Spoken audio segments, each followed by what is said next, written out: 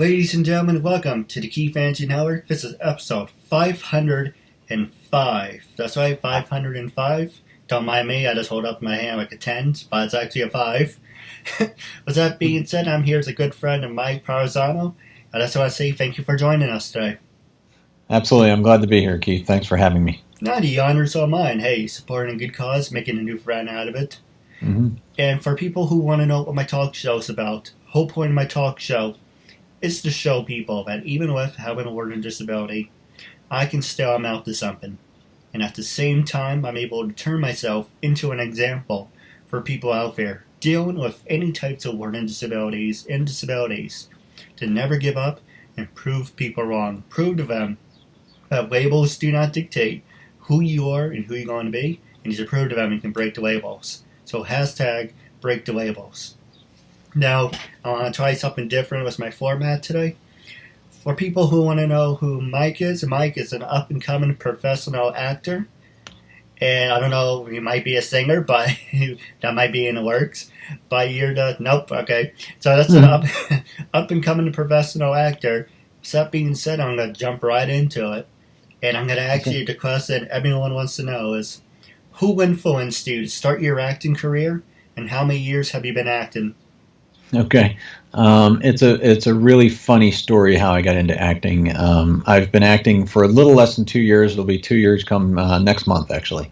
And a friend of mine that I worked with I was in the corporate world for years. I left and took a break and then worked for a buddy who was in the construction business, and he bought a design firm. One of the guys that came with the company was is an instructor at an acting school local to me in Pennsylvania.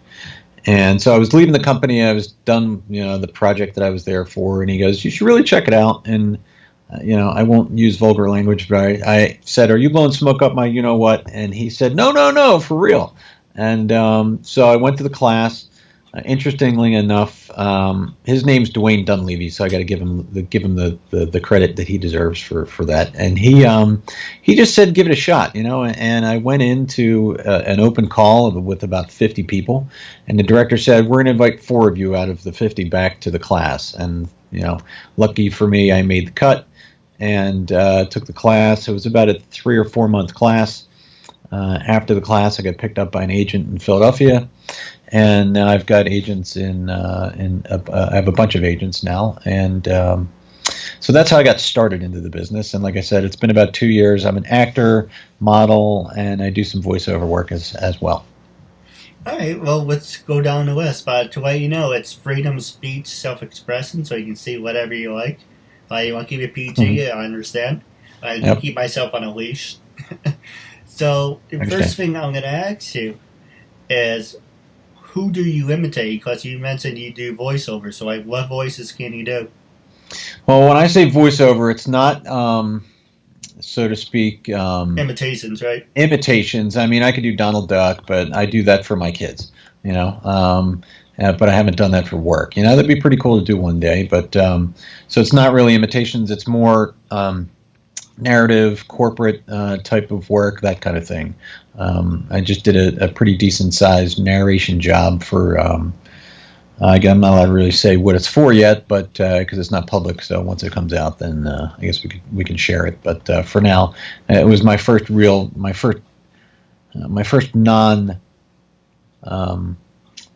pharmaceutical voiceover. And the voiceover, unfortunately, the hard part is when you do pharmaceutical voiceovers, they don't give you the footage because it's confidential to them. Yeah. So this will be my first one where I get a decent amount of footage from it, which would be nice. So, but I'm focusing. I started out as a model and found that I was surprised how little modeling I was doing and how much acting I was doing, which I thought was kind of interesting. And then, I've done a little bit of both, or I've done a decent amount of both now. But it seems like I'm doing more acting work than I am modeling work.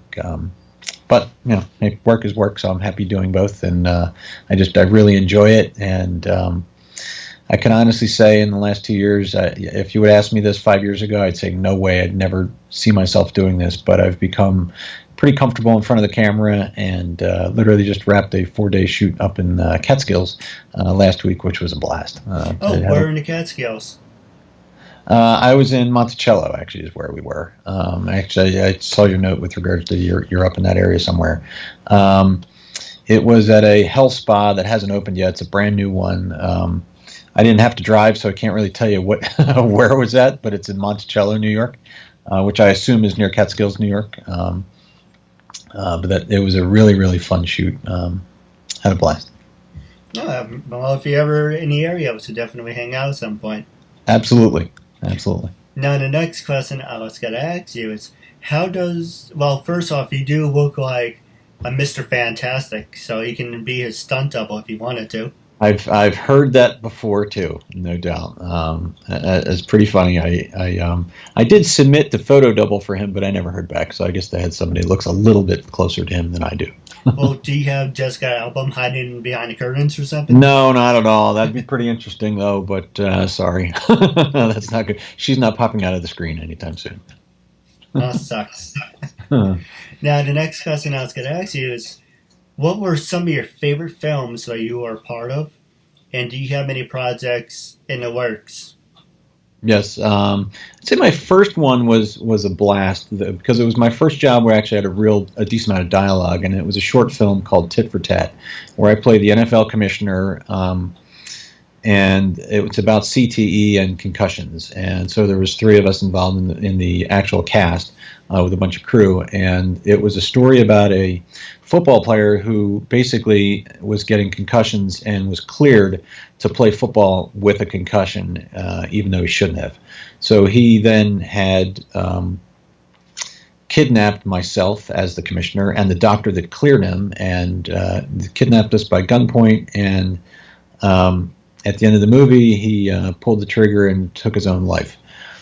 So in about 2 weeks, we'll be filming a sequel for it. So I'm looking forward to it. That should be pretty fun. Right now, I'm also doing I'm playing a lead detective in a project called the Door series, which is a pilot which we're trying to get to TV, Netflix, somewhere along those lines. It's a really cool story. It's about the police creating a doorway for gang members to leave gangs safely. And right now, it's I can't say what happens right now because I really don't know. But what I can tell you, the storyline is an interesting one, and a lot of people are really interested in the story and enjoy the script and have asked for some filming. So I've been lucky enough to be part of that, which I've just feel blessed. And then I've got another one coming up. We'll be filming. Filming this year called Love's Two-Way Mirror. I play the lead husband in the film, and can't give too many details out about it yet. But it'll be approximately a 35-minute film. It'll be shot in black and white. Should be pretty cool. But it's definitely a role that I haven't played before, and it's going to test my acting ability, which I don't look at it that way. It's more, to me, haven't played that role before, so I'm going to stretch myself. But I always try to play a role as genuine as I can, And the one thing I've learned over the time, in the short time in the industry, is whatever your essence is, be it. Don't try to act out someone you're not. Be who you are, and they're the roles you're going to get. If you try to be more than you are, you try to be somebody you're not, it shows, and it comes off as acting, not as being natural. That's true, and that's what I know. Are you messing with me because your face keeps changing? Because I'm trying to focus on your face, and I was like, now you look like Mr. Fantastic, and a couple minutes ago you looked like John Cena, and then you looked like Randy Orton. It's like, you have a perfect face to be your stunt doubles. Wow. I was told, and I kid you not, this was probably 30 years ago. Somebody thought I was Jean-Claude Van Damme when I was walking on the boardwalk one time years ago. It was pretty funny. Maybe not 30 years, probably 20 years ago. If you always shave your head, you can be Nicolas Cage. There you go. All right. Absolutely. Don't mind me. No problem. The next question I was going to ask you is, do you have a fan base, and how do you know if you do have a fan base? Okay. Do I have a fan base? I don't know. I mean, I have a bunch of followers on Facebook and Instagram. Is that considered a fan base? I don't know. I definitely have some people that are very supportive of what I'm doing. And a lot of them are in the industry, whether they're actors or models or voiceovers or talent or even crew for that matter. That's the one thing that I've enjoyed is that people in the industry really support each other. Even though what I heard before I got into the business was that be careful when you go to an audition because they'll just dump coffee on you so you look bad when you walk in the door, which I have not experienced, knock on wood. So what type of fan base? I can't really claim to say that I have one. I have followers, and that's all I can say about that so far. I was not on social media before I got into the industry, but now I've got a decent amount of followers. I wouldn't say I'm where I'd like to be yet, but I'm not where I want to be with the industry yet either. So it's a slow process, but I'm having a blast, and I'm making progress, and I feel very fortunate that I've been given this opportunity to get into the business at the time that I am. No, absolutely, and that's the same thing for me. Let's see, Twitter, I am near 965 followers. Instagram's 4 something, and Facebook is over 700. So I don't know if those are just people following me. I know most of them are people who I interviewed, but I don't know if those are just like fans because I want your honest opinion. I was playing with the idea of doing a autograph signing, and I know my dad and everyone else was saying you're not famous, so they don't know you through a hole in the wall. But the reason I want to do an autograph signing is I want to see who, if I really do have a fan base, or if that's just computer generated. Okay. So the question I was going to ask you is, if you did an autograph signing, would you want to test the water first, or would you just put yourself out there and whatever happens, happens? For me, I'd probably put myself out there and see what happens. I think over the last couple of years, especially in this industry, I've gotten super comfortable in putting myself out there. I was on set last week in Manhattan. Our 4-day job, the first day was in Manhattan, and we were at Herald Square doing the scene over and over again. And when I looked around, I was amazed at how many people were just standing there watching us. That were just kind of people that were just walking around New York. And one of the ADs came over and said, "Yeah, one of those people over there said, 'Hey, who's that guy?'" Which I thought was pretty funny, but it was amazing how many people were just watching. So I think for me, I would just put it out there and just see what happens. If you do a test, okay, but you're still putting yourself out there if you do a test anyway. So that's at least that's what I would do. I'm kind of somebody that I wouldn't call myself a risk taker, but I'm definitely open to trying new things. I was in the technology world for most of my career, and in that industry, you had to push the limits. So I'm very comfortable with doing that now. So that's kind of what I would do. Oh, absolutely. I didn't mean to interrupt. I'm sorry about that. Mm-mm. Then the next question I was going to ask you is, would you consider yourself nationally recognized? Like, have you been on TV, radio, or is this the first? So I don't know if I'd say nationally recognized on TV. I've been on a couple commercials. I've been on Crime to Remember, but I wouldn't say that I'm nationally recognized. No, I think that I've done a lot of infomercials as well, but I wouldn't say I have a brand yet that people know.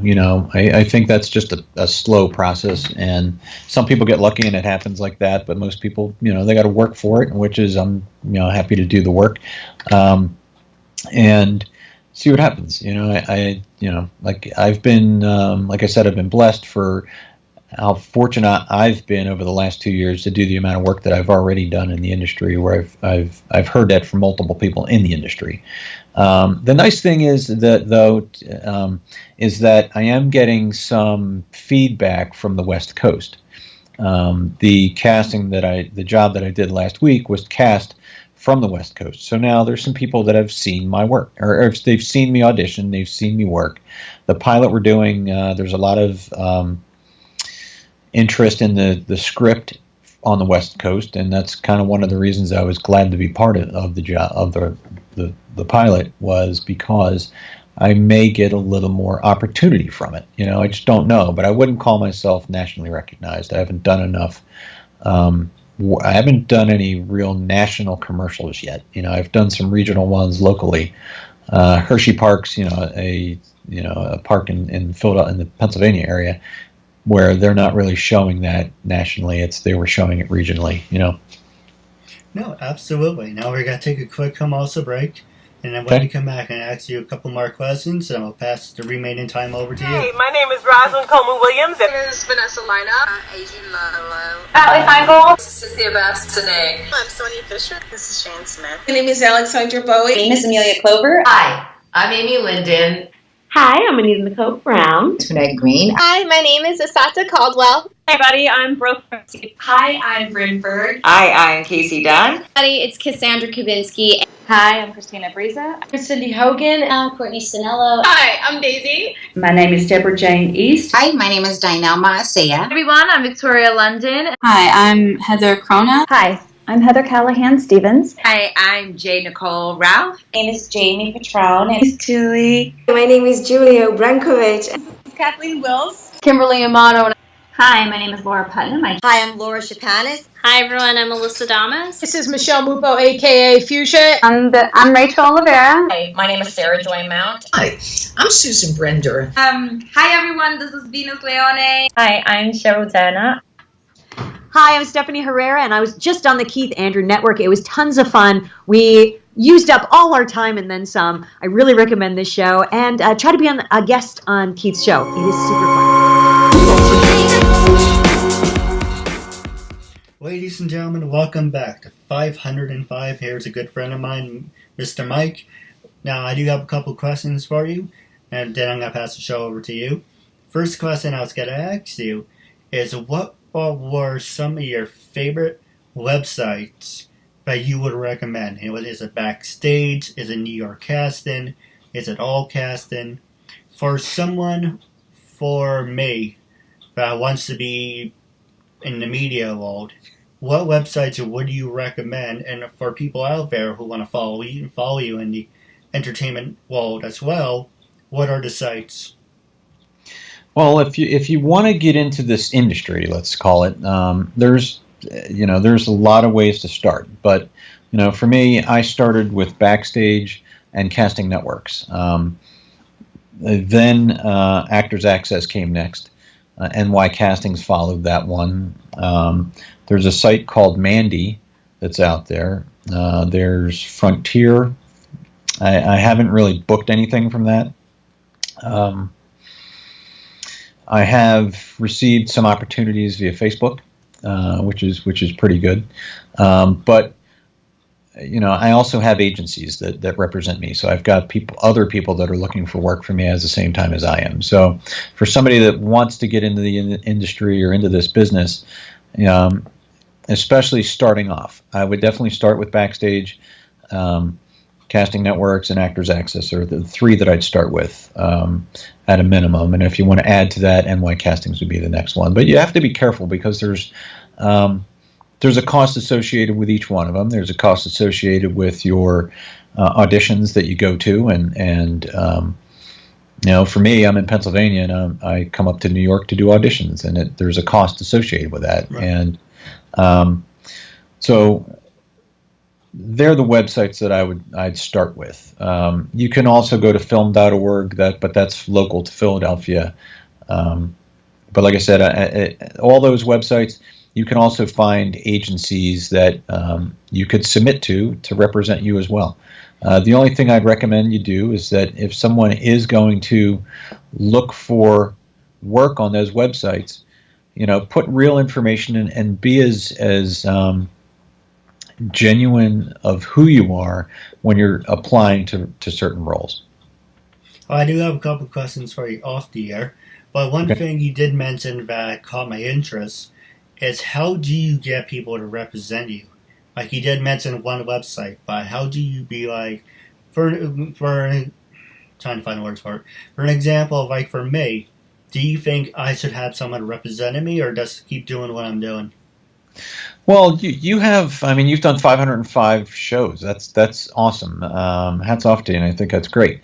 However, if you want to move the ball forward for yourself, and I would say this to anybody else, try to get some representation. But you're not going to stop doing the hard work that you're doing.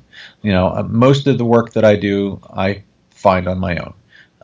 There are nice roles that I've landed through my agencies as well, and there's been really nice opportunities. So, I think as I grow as an actor, I would see more roles becoming available as opportunities for me through my agencies. And what people have told me is you really only need one agent.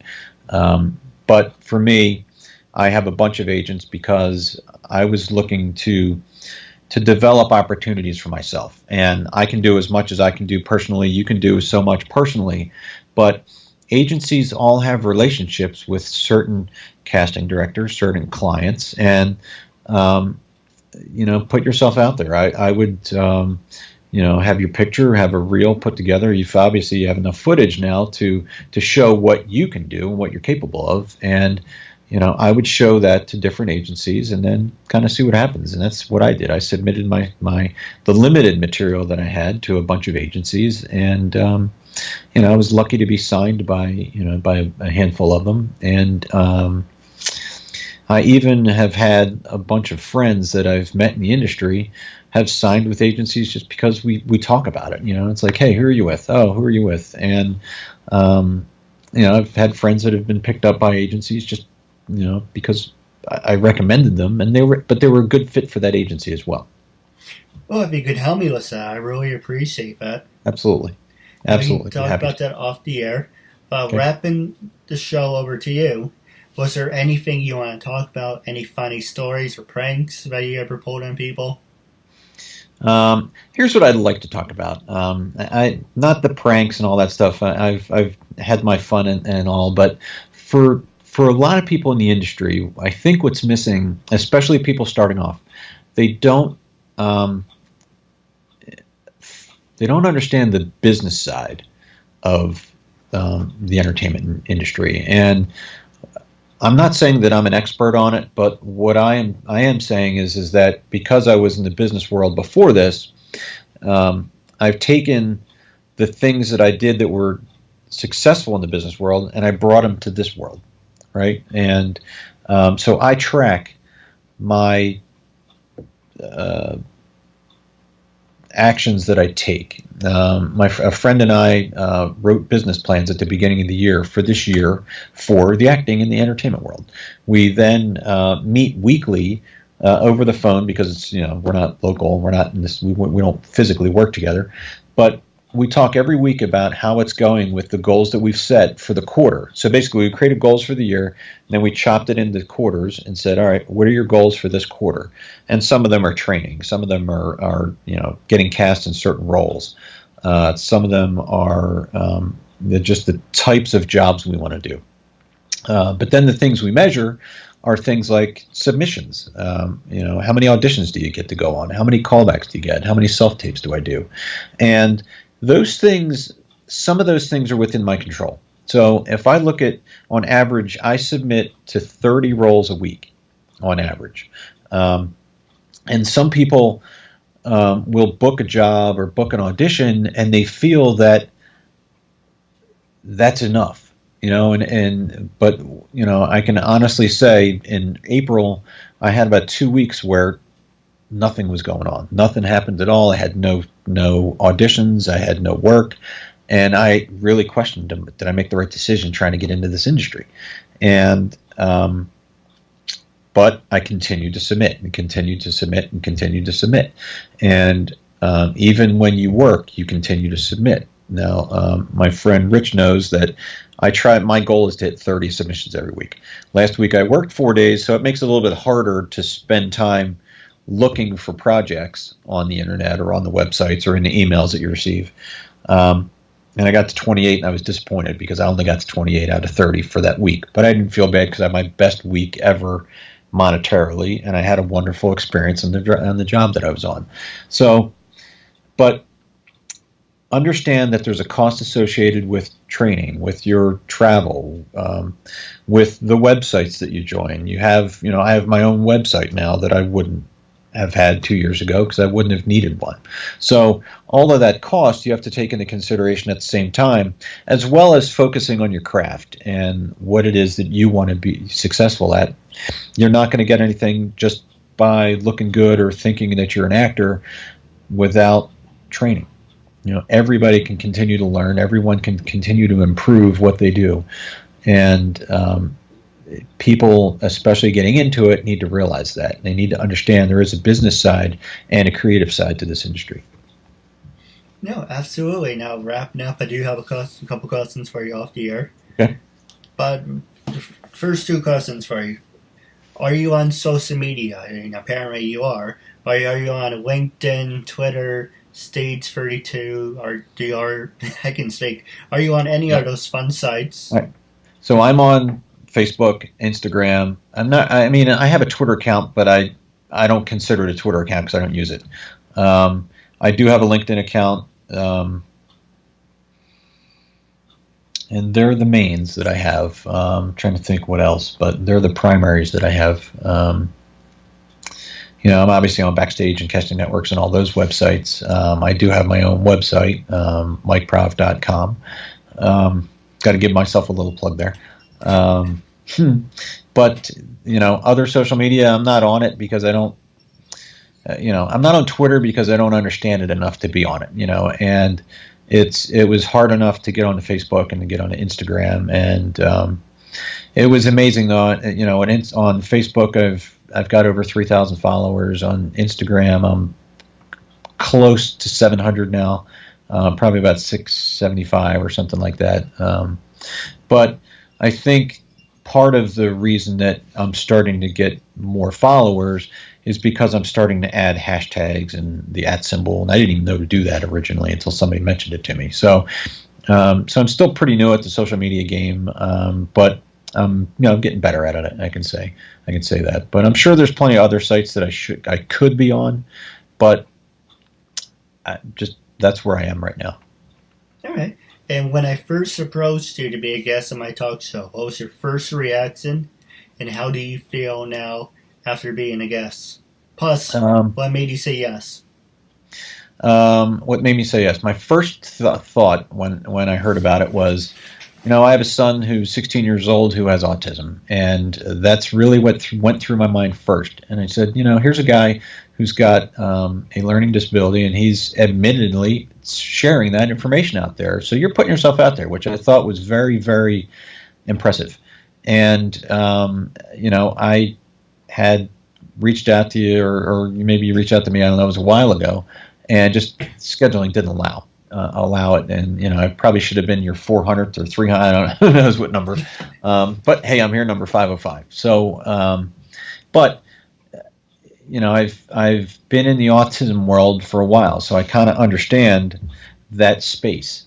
And I was on the board of an autistic found nonprofit, and my buddy has a business helping people with special needs get jobs. So you hit a close chord here in my heart for what you were doing. And if there's anything I could do to help anyone, in the world, I'm here to do that. But I would especially enjoy helping you because I can feel the challenges that you've had to feel because I watch my son go through them. No, I appreciate it. Now, I have to get ready because I have another interview. But No stay tuned for Off the Air. I have a couple questions for you. But wrapping up our interview segment, it was a real honor and privilege having you as a guest, and I'm looking forward to part 2 down the road. Thank you very much. I appreciate you giving me the opportunity to be a part of this with you.